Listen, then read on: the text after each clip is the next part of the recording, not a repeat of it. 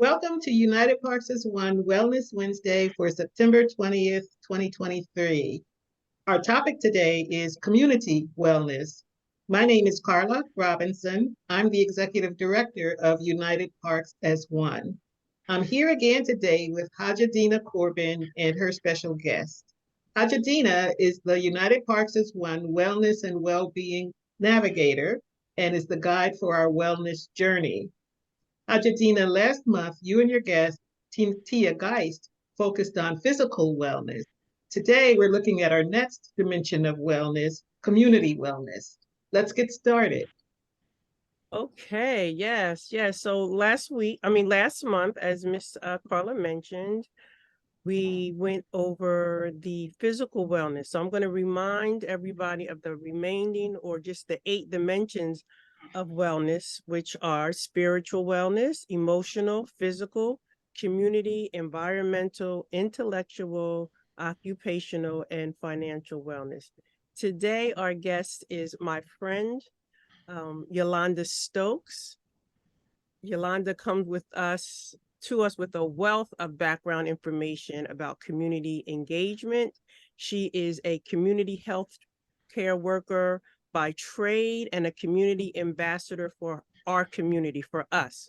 She's a single parent. She has 2 college-age sons, and her motto is, if I can help someone, my living is not in vain, even if it's just one person. So I present to you Miss Yolanda Stokes. We're going to have a conversation. Yolanda, I'm going to ask you our first question, which is, what is community wellness and what does it look like? So I've been pondering that question ever since I saw it, and I'm like, okay, so what is community wellness?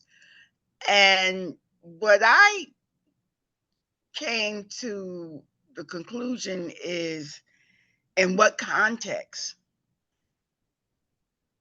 Because who is the community that we're speaking of? Um, what are the needs of the community? So depending on the needs of a particular community would depend on what it would look like. And here in America, it looks like capitalism, because depending on what community you're living in is, it has different needs. Like take here in different parts of the South Ward where I'm located at, and where a lot of my expertise is, far as community engagement, uh, depending on any 4 or 5 blocks, the needs are different. So for me, depending on your location will depend on what your need is. One of the things that I've come to realize too is, and I wish that our community would really get more or get back into it, is voting. Because voting determines what comes into your community and what your need is going to be, or how much of that need will be satisfied. If you don't vote, then they don't have to give you anything. When I say they, I mean the federal government, or the investors. It's like you're non-voting, so you don't vote, so you don't get. So here in the South Ward, one of the things that when I walk around in the community, I see we're lacking is health, community health centers, doctors. Since COVID, it takes weeks to get an appointment to see a doctor. So in that sense, I would say health, medical. We have a serious medical need for doctors. We also have a serious need for childcare facilities. So the need we have, let's say, we're a food desert. Okay, so most of the people go to bodegas, to purchase food. And if like I know what I've been seeing, they're very costly. So if you're saying, like there's a food desert, food insecurity is big, then how do we how do we go about making sure families have the supplies and the food that they need so that their children can go to school and learn proper, be able to withstand the all day in school, which that's a struggle for many. And then, we talk about, oh, well, most of the children qualify for free lunch. Have you seen what the food looks like? I was on the state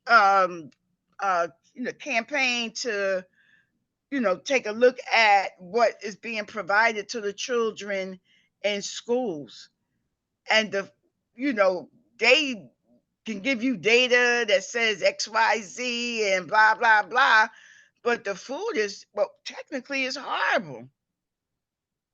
So the children don't eat the food. So my thing was, when I was on this committee, I'm like, so who's getting paid? Because we already know that the kids are not eating the food. So how are they having the energy to sustain them to be in school all day, when we know for a fact that the children do not eat the food, but yet these companies continually get the contracts? So community health, look at this situation with the teachers. The teachers are leaving the Newark school system in droves. So, when you say community health, and initially when I started out in community engagement, I was like, oh, I was told that I needed to narrow it down to like one area. So I started out in housing because that directly affected me. But then what I found out was that housing and education ran parallel. So if you have poor housing, you have poor education. So I started to combine, like operate on both those fronts, education and housing. And then when you dig a little deeper into the housing, you start to find out all these other areas that are lacking. So when you say community health, and then when you dig even a little deeper, and if you get what would I say, information from the census, you start to realize that your vote determines what you get in your community. The lack of our community coming out to vote. Have you seen some of the stats? The stats are horrible. That's why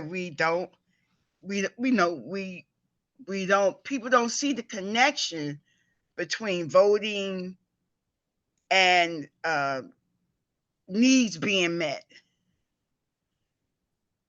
So Ms. Yolanda, to dig a little bit deeper into this conversation, in listening to you, it seems like for a community to be more empowered and sustainable would alleviate some of the issues that you're talking about. Like when I say sustainability, I'm talking about like food security, right? There's a lot of gardeners and growers here in the city of Newark. So for example, like food pantries, or coming together to share food co-ops in communities. Like you said, more health centers, more people who are doing the work of wellness in general. Is that something that you're kind of suggesting, or is that something that will help improve the community wellness that we seek?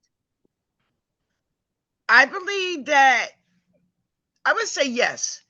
Yes. Okay. Because our community need a little bit of it all. Yes. Coming from, like how you say, when you attack a plan, like on all fronts, like the urban farmers, they need more support. The co-op, I know that Clinton Hill Community Action is developing a food co-op, which I will intend to be part of.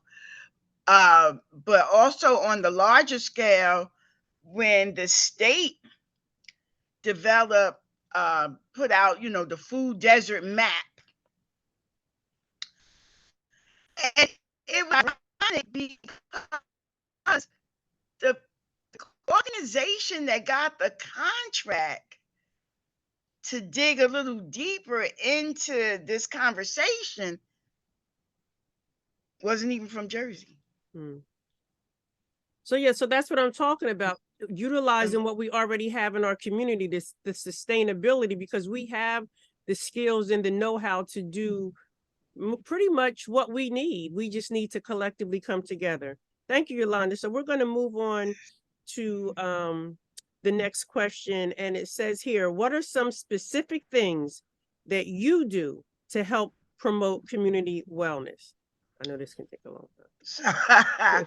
So what I do is like I enjoy talking to people. I enjoy just being myself and having a conversation. I find most people feel comfortable talking to me. And one of the main things is if I don't know something, I'm going to find out. And I'll tell you, I won't act like, I won't front that I know. I'm like, okay, you know what? I'm going to have to recircle back on this here because I don't really quite know. So one of the things that I do is I do tabling events throughout. Well, I'm a South Water. Okay, first let me let you know I'm a diehard South Water. Okay, so my love is for the South Water Newark, and I've done citywide engagements, I've done statewide, and I've done national. However, what's close to my heart is the South Water Newark. So currently, I do more. I do more tabling events in the South Water Newark. So this way, most of the time, I can see how the information I'm sharing with people directly affect them. How can I say? Like I keep a lot of information, so different people have different families. I'm going to say different families have different needs. So depending on their need is depending on the information that I share with them. And also depends on the time of year that I share it with them, because different times of the year, people need different information. So I guess I would say I'm an information specialist. I agree. I have droves of information. Yes. And sometimes I was once told by someone was that I had too much information. Like I knew too much. Like sometimes you can ask me something and I can tell you the where, the when, the how, who was sitting at the table. And this could be 5 years ago or sometimes 10 years ago. And then if they go to fact check me, they be like, oh yeah, she's right. She was there.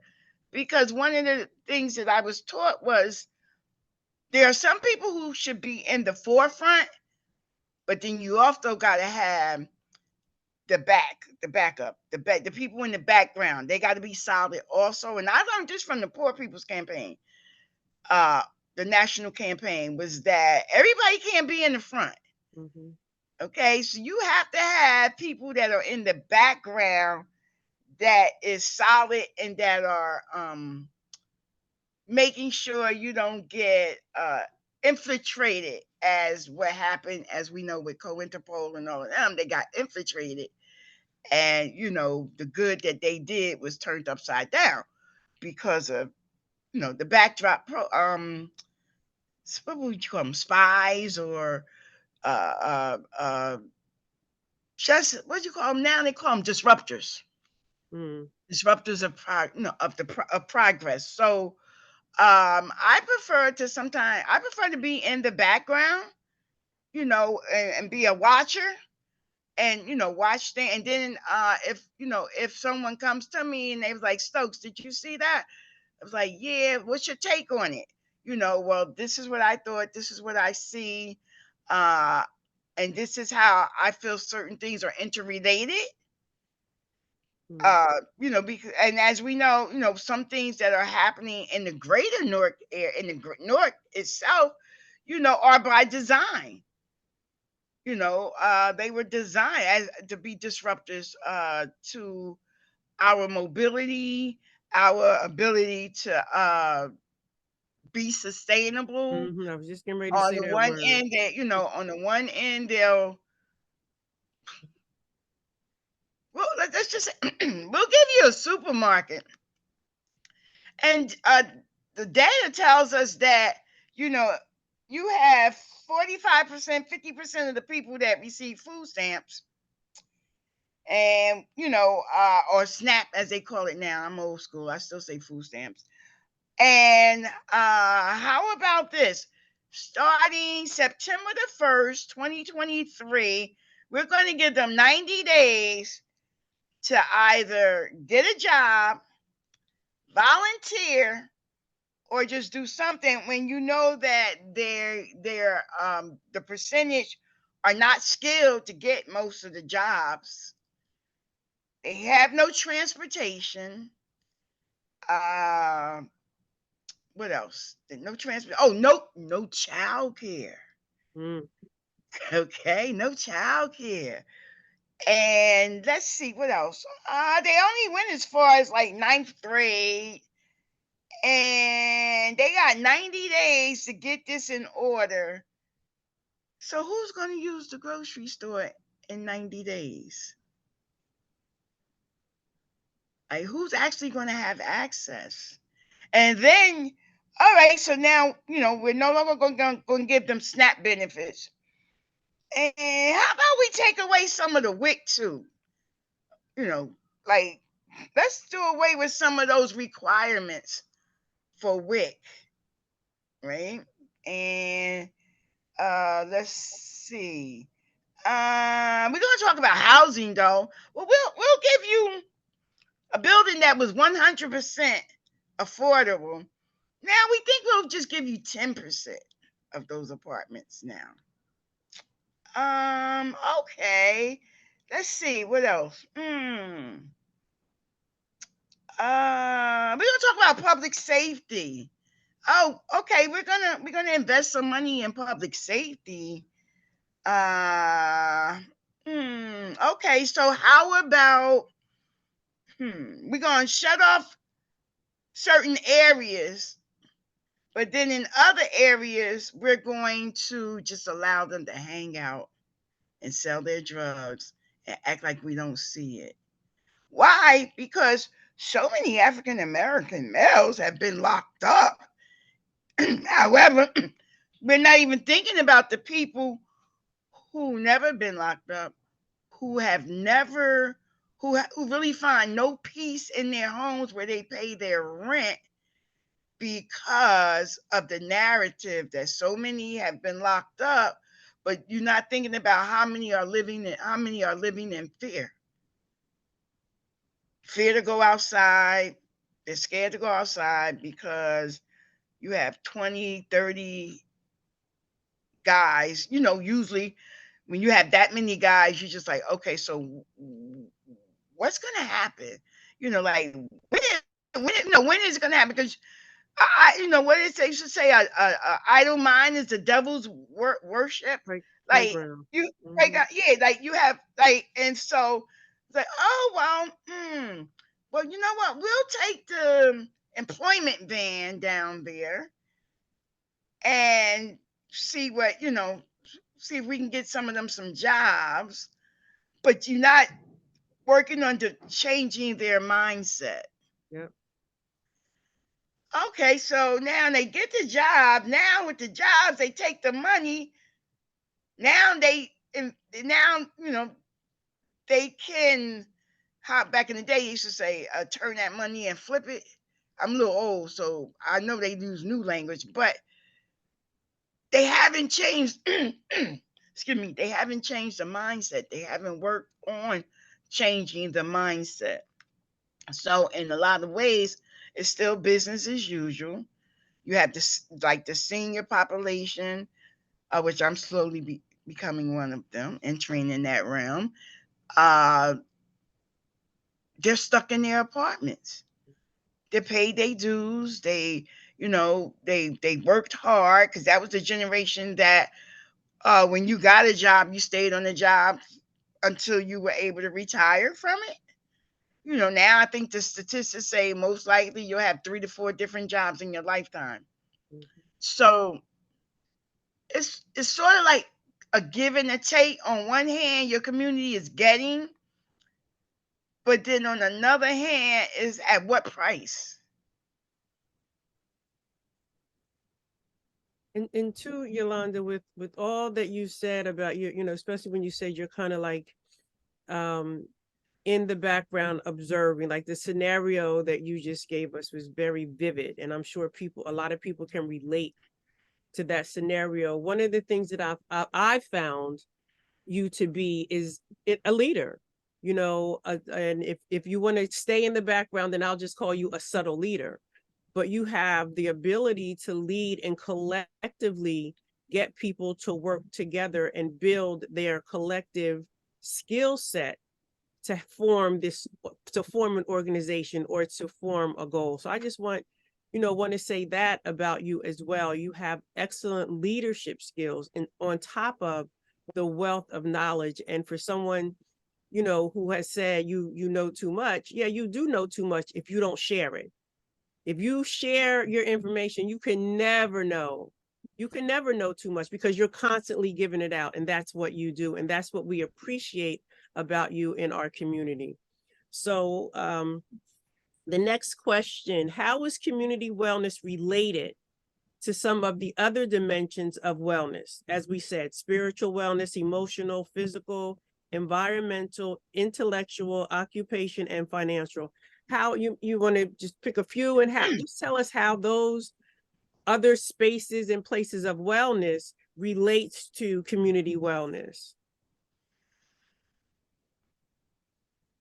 Okay, so when I think of that, I think of, okay, so we're individualizing, like, but isn't the individual part of the community, or isn't the community made up of individuals? So let's just say right now, there's uh, an imbalance right now going on in the communities. So it's mental health, and no, and this is a direct result of uh, government and powers that be. I think it might have started like in the 70s. With what they call deinstitutionalization, or defunding uh, mental health.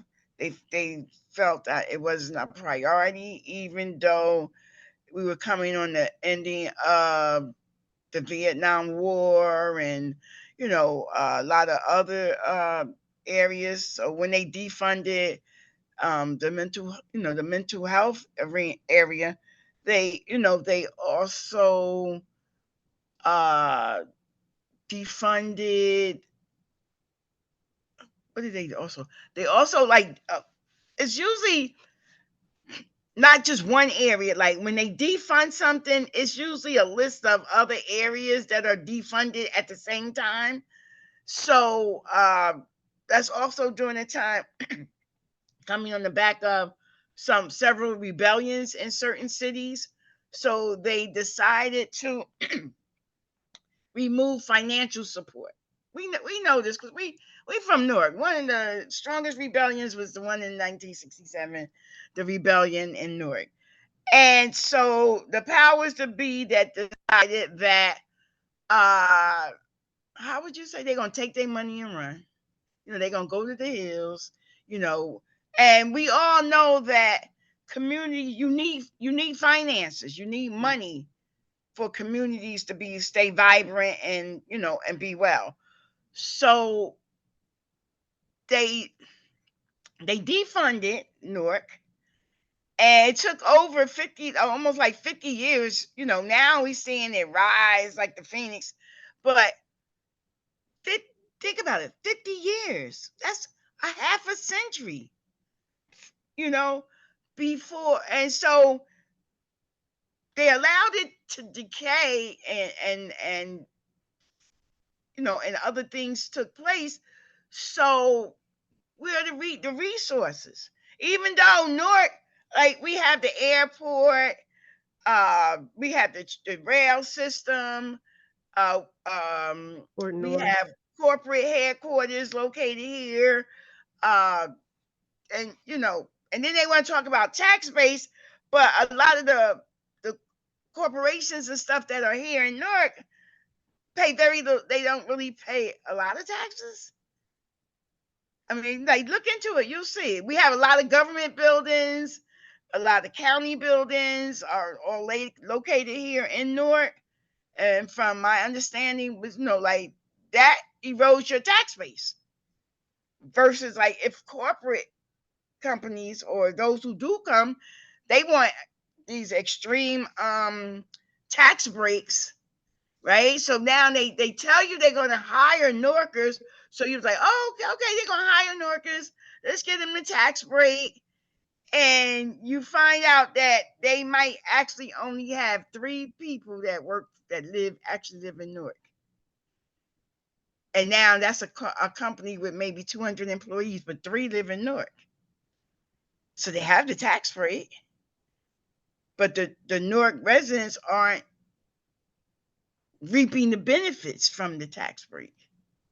There's always these little loopholes that you find out about later. So that's the financial piece. Then even now we have the situation over at Rutgers with Nancy Cantor and education. Like, I realized that I first met her, I was like, wow, you know what? She really, when she came in, she was a door opener. She opened a lot of doors. So a lot of our children and us, we were able to excel educational wise, right? So now what's that going to look like? Let's just say 2024 going forward. What is that going to look like? Because the one person who opened the doors, they're now removing or didn't, offer her a contract again. So it's somebody else in the background saying, okay, we don't reached our quota. That's enough. Okay. We because I know the goal was what 2025 for Newark, 20 or 25% of the population would be college educated. That was one of Rash's things, 2025, I believe it was. I think, my children. Yeah, I think it's 2025. So the removal of her, does that now say, okay, the powers that be are saying, okay, enough with that. Okay, we're going to make it a little harder for Black and browns to become educated, at least at Rutgers. So when you talk about like all these little things, they seem little, but they add up to a lot. And then you also touched on some of the other dimensions when you touched on housing and when you touched on mental health and physical wellness. Yes. that was all of that plays a key. And then just now you just mentioned intellectual, even though we know that intellectual doesn't necessarily have to be in a school setting or an institutional setting, but that piece has a lot to do with it. So like you said, it's these different entities and different things going on that may be little, but when you put them all together, it's this big view that is a lot wider than what we initially think. So the last that has an impact. That has an impact, absolutely, on our community. On our community. So on the one hand, they're talking about and then I think we was there at Southwood Promise neighborhood at their funding benefit they had. And remember and like he said, well, wait, what did he say? How did he put it? He said, what did he tell his children? Like, what do the rich people tell their children? You're going to college. Okay? That's one of the things that stuck out for me. He said, they may want to do something else, but the first thing, and then if you stop and you think about it, that's one of the things that they do. Their kids go to college, right? So therefore, our children need to go to college. Now, if they want to do something else afterwards, that's good. But they need to go to college. They need to go through that process, because that's one of the major processes in America, which is where we live. So it was hard at one time. Then the doors opened up. Now it looks like the doors are slowly closing, and they're using all types of reasons why. It's going to be harder for African American and his, or I should say, what do you call it, biopic now, not just African American and Hispanic, that whole gauntlet of uh, Black and brown people, to be able to go to college. We don't know what that's going to look like because we have not experienced it. We've so far experienced the doors opening, but in a few years, you're going to start to see those doors close.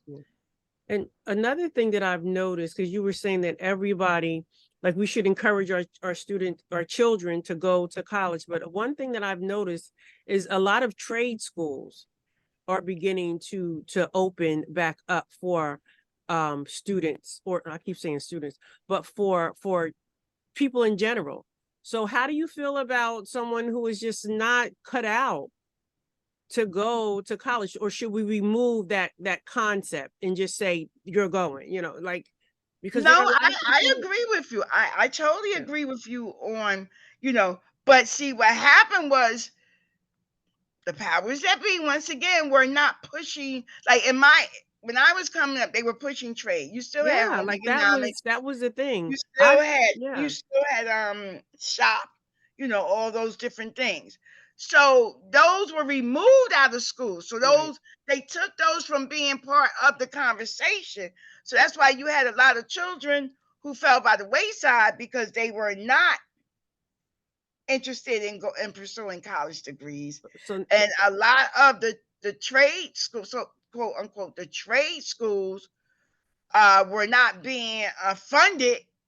or people weren't, or students weren't being filtered into And those trade right, schools. right, right, But right. now you have plumbers, you have electrician schools, like 18 months you get a job and you can start making all kinds of money. So I think that is a positive direction for students who are not able, or who choose not to, and then you have those students who are just like taking a year off, to do whatever they decide to do even after going to college.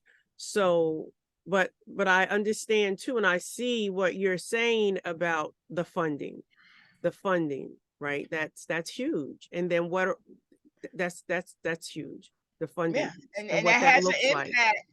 It has an impact on on our community. Yes, So when you talk about community wellness, we and once again, you're going to keep hearing me say it.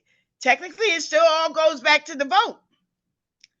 So when you talk about community wellness, you have players that do not live in your community, will never live in your community, that are making decisions for our community. yeah, absolutely. I mean, I've been startled that I've been able to sit at some tables, and I was bewildered because I'm like, whoa, you having this meeting right here in Newark. Now I was, but to me, I'm a laity. I was a laity, but I saw no so-called professional people at the table. So how are you having this conversation about something that affects our community, and there were no leaders in that field there? I agree. I The say people that that all were the there time. making those decisions were not from our community. Mm. Uh, Probably drove through Newark on 78 or 280 or 24 or 1 and 9, and that's the logistics of their experience in Newark. They only go by what they've read, or uh, or what someone told them happens in Newark. And I'm like, wow. That's an excellent point. That's an excellent point that you I make, was Miss like, Yolanda. wow, really? Yes. So actually, the ones making decisions does not know what daily life in Newark is like. Yep. You know, they have this amount. Like I've heard some say, well, if you can go to one community and you can, how do they put it? Uh, if you go into this community, then you can take what you learn, you can translate it to another community. Like if you have experience with engaging the community, what you learn, let's say what you learn in, let's just say Alabama, on how to engage a community, you can recreate it in Newark. Right? I mean, I won't say that there's some things that you can't recreate, but what I find that in Newark, you have to know the lay of the land. You have to know the how Newarkers maneuver, move. One thing that I found out, like I came to Newark, I was 3 months old, right? So, but it's this thing with Newark is like, if you weren't born and bred, you should not be having too much conversation about Newark. But I'm like, I came at 3 months, so I have to put this disclaimer out there for the born and bred Newarkers out there. Like, I came here at 3 months old. So the thing is like, there are certain things about community engagement, but there are certain things that are particulars that I find, and I've worked with quite a few people who miss the essence of what Newark is. Why? Because they were giving positions, and it has you sitting there like, huh? What? Like, what you doing?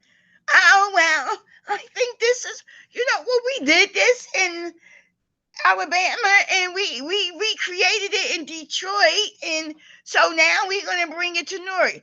Yes, sometimes that worked, but not On a general, as a just like general blanket as statement. right. Yeah, not at yeah. You get what I'm saying? Like, uh, come to the city, get to know the city. Sleep here, wake up here, eat your breakfast here. You know what I'm saying? Go for Yeah. walks. Like, get the real feel of the city, or and then you'll get a better understanding. Don't come here with a long list of how we gonna make this community better, and you have no community input. Mm. Not North, not the residents input. Like, you have non-residents input. Miss Yolanda, you have touched on, out of everything that you've said in this particular question, but just overall in general, is when you said, even if you don't have a seat at the table, there's still decisions being made that are going to involve you. So we have to become more involved in these decisions and these opportunities that are taking place and happening in Newark, because whether we're there at the table or not, those decisions are Those still decisions going are to still affect being. us. And then we start complaining because X, Y, and Z is not represented or not done. That's because you had no voice. You have no. And then what did it say? Even if you're not invited to the table, then you bring your own table or bring your own chair. And that's what it has to be done in some instances, because change only happens when people see change and collectively they come together to make those changes happen. So the last question is, how can focusing on community wellness help us make positive changes in community conditions that need to be improved? And you've touched upon that so much, but just how can focusing on our wellness help us make positive changes and conditions that need to be improved? How can we collectively do that? So collectively do it under wellness. How can focusing on community wellness help us make positive changes in community conditions that need to be improved? So some of the conditions you talked about were mental health, housing, food programs, food security, like those, let's say any of those, or one that you may come up with. How can improving that, right? What can we do to collectively make that better? So I'm thinking about something. It's like, so there are like 7 or 8 different areas, right? And within the wellness theory. So no more surveys, because I think we already have the information. We don't need any more surveys, but we need to focus on, to me, what are, okay, so basically what we were saying, the main things in life was food, shelter, and clothing, right? So and then so we would expand that on, I'm like, once again, education. Because what Obama said, the clearest definition to elevate yourself out of poverty is by way of education. So I would say, wow, my mind is all over the place. I would say the basics. Like let's focus more on real housing, sustainable housing practices. And food, let's take away this the legacy, like the food insecurity. In the wealthiest country, so-called, in the world, why do we have so much food insecurity? And it's a reason why too, because I looked into it. Because there's tracks, there's other people who decide what supermarkets come into your area and what supermarkets do not come into your area, and who makes those decisions about what type of food, and even what type of food comes into your area. That's why, the co-op that Clinton Hill Community Action is talking about is so very important, because then we can start to have that conversation as to what type of food we want to see come into. Because it's a collective effort It's a of collective growers effort. that are already growing food in the city of Newark, and there are tons of green spaces growing food. Right. So, But it's yes, not promoted. I mean, it's yes. promoted within that small circle, So but on a larger collectively, scale, it's not promoted. right, But even if you start to look at some of the farmers that come down from other areas, you clearly see there's a market for it. absolutely. So what did I just say? Housing, food. And then, we also, within that education realm, we need to bring back civic. We need to start to teach the children that it's not just about you, it's about your neighbor. Love thy neighbor. Check on your neighbor. You know, uh, that's when they start used to say, "Oh, this the hood." Wait, hold up, this ain't the hood. This a neighborhood. Like it's about your neighbor also, not just yourself. So if we need to, I guess we had to reprogram me, Mindset. because they've been, yeah, mindset. Once again, you know, uh, you can't, like I was coming up, you can't just do what you want, drop a piece of paper on the ground. That part, you're next on there. Get back here. You drop that paper, pick it up. Like you couldn't just be eating candy, we kids eating candy and just drop it anywhere you wanted to. Or, I mean, I'm using that candy as a simple as a metaphor, but uh, even just you just couldn't do anything you wanted, whatever you thought about. There were certain guidelines, there were certain rules of engagement that you had to follow by. And I think we've kind of gotten away from it. So yeah, I think, some civics need to be put back, some basic ground rules. Like, it's not a free fall, because this what we're looking at is what was left to be just like a free fall. Like, you can do, say, I can do what I want. And you can't tell me nothing. Like, no, somebody need to be telling you something other than what you're doing. Because what you're doing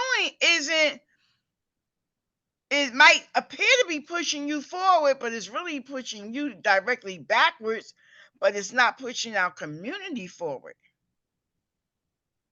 And as I was raised, the goal should be always to better your community, be a positive on your community. Yeah.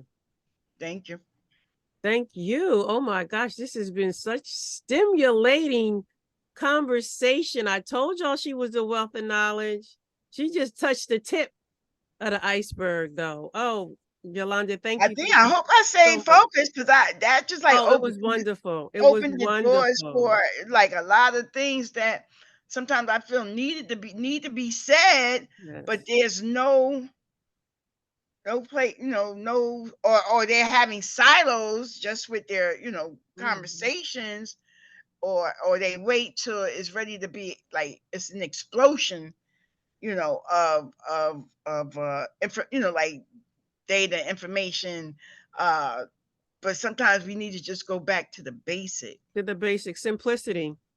Yeah. Simplicity is key, right? So for our next Wellness Wednesday post on October 18th, we'll address environmental wellness as we continue our series about the 8 dimensions of wellness. And remember, so thank you both. Thank you, Miss Yolanda. Thank you, Hajjah Dena. Remember that our UPAO Wellness Wednesday video posts go up on the third Wednesday of each month. Thank you for watching. And be sure to look for our next video post on October 18th, as Hajjah Dena said. In the meantime, be well.